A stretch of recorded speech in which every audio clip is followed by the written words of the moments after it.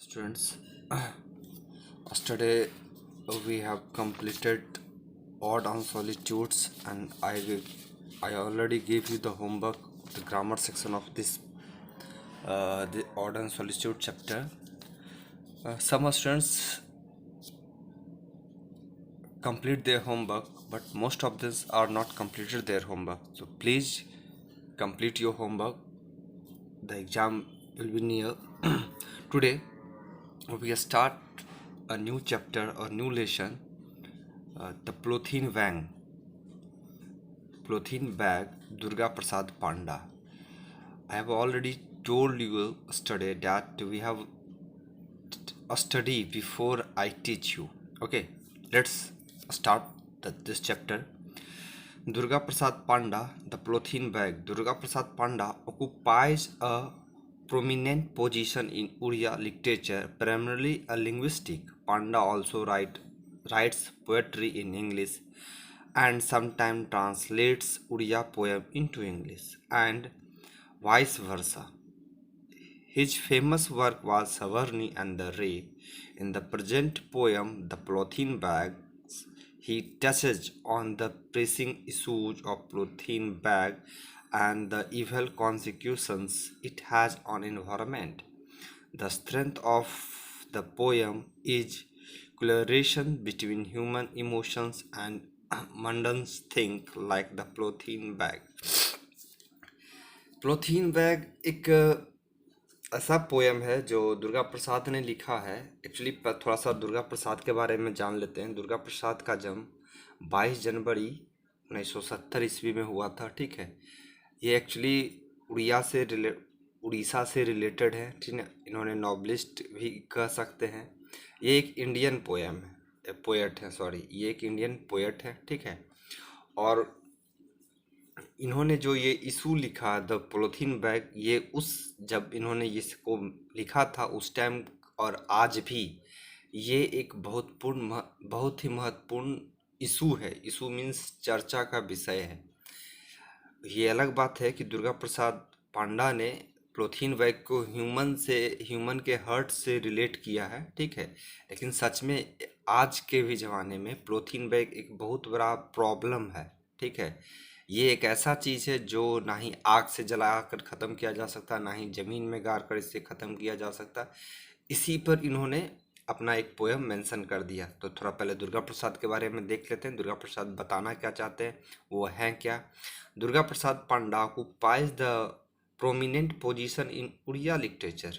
कहा गया है दुर्गा प्रसाद पांडा जी जो हैं, ऑक्युपाई मीन्स स्थान लेना, मतलब स्थान लिए कहाँ, अ प्रोमिनेंट पोजीशन, एक विशिष्ट प्रमुख, एक अच्छी उपलब्धि ली है। किस में?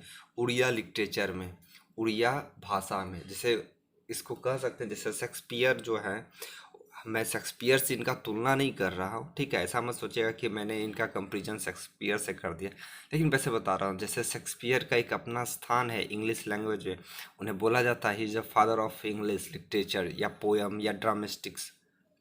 तो उनका एक लैंग्वेज में अपना स्थान है ना, उनको किस नाम से जानते हैं से भाई, वो इंग्लिश के ज्ञाता हैं। तो उसी तरह से दुर्गा प्रसाद पांडा को भी उस तरह से नहीं, लेकिन इनका भी एक अपना विशिष्ट प्रतिष्ठित स्थान है कि नहीं, ये भी उड़िया लिटरेचर के, उड़िया लैंग्वेज के अच्छे जाने माने ज्ञाता हैं, ज्ञानी हैं। ठीक है, प्राइमरली इन द लिंग्विस्टिक, और एक भाषाविदु भी हैं, प्रमुख रूप से भाषाविद भी है। भाषाविद भाषा ज्ञानी भी हैं। पांडा ऑल्सो राइट, देखिए यहाँ भी लिखा पांडो ऑल्सो, पांडा ये भी लिखते हैं क्या, also rights the poetry in English, वो इंग्लिश का पोएट्री भी लिखते हैं।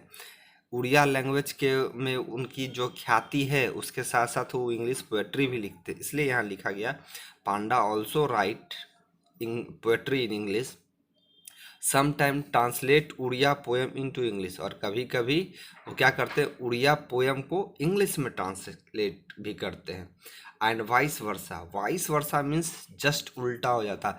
जैसे अगर हम बोले कि अभी तक उड़िया को वो इंग्लिश में ट्रांसलेट कर रहे थे, तो वाइस वर्सा मतलब ऐसा ही बोल सकते हैं, इंग्लिश को उड़िया में ट्रांसलेट कर रहे थे, मतलब टू इन वन।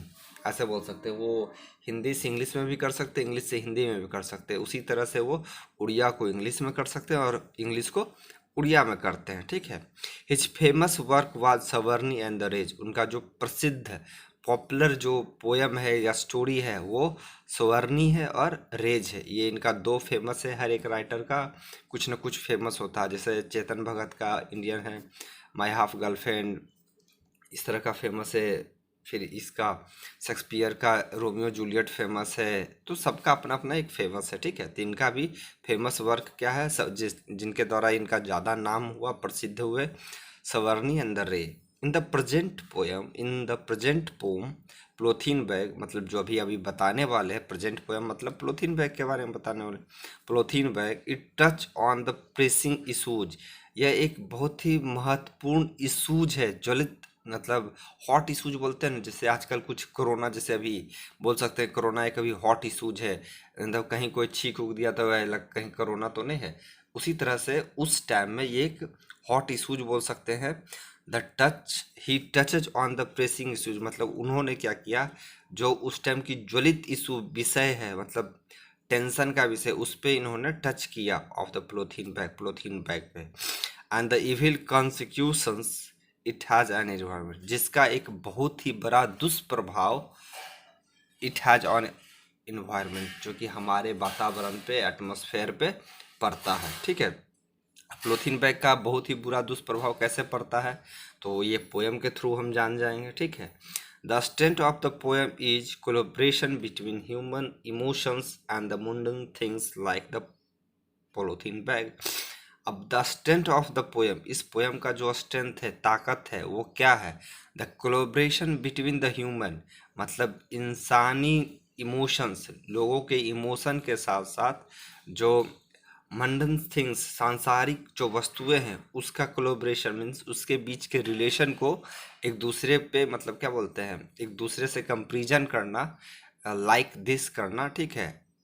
उसी इस यही इस पोएम का स्ट्रेंथ है, लाइक अ प्लोथीन बैग। और मैंने शायद आप लोग को बताया था कि कभी किसी चीज़ को एज लाइक एज से करते हैं तो वो सिमली हो जाता है, या किसी का कंपेरिजन करना होता है तो वो मेटाफोर हो जाता है। यहाँ पे देखिए, like a polythene bag, human emotions को प्लोथीन बैग से कंपेरिजन करना, इसको थोड़े देर के लिए बोल सकते हैं it was a metaphorical poem, ठीक है। Let start the poem. ज़्यादा नहीं, थोड़ा सा ही देख लेते हैं, या बोलिए तो पोएम नेक्स्ट वीडियो में देख लेंगे। इतना अगर किसी को दिक्कत हो इस पैराग्राफ में, दुर्गा प्रसाद पांडा के बारे में अगर किन्हीं को दिक्कत है तो प्लीज़ प्लीज़ हमसे पूछ लीजिए, ठीक है। अगर कोई भी दिक्कत हो तो, और पीछे का भी अगर कोई प्रॉब्लम हो तो कोशिश कीजिए पूछ लेने का। अगर सॉर्ट आउट हो सकता है तो मैं ज़रूर करूँगा, ठीक है। Thank you.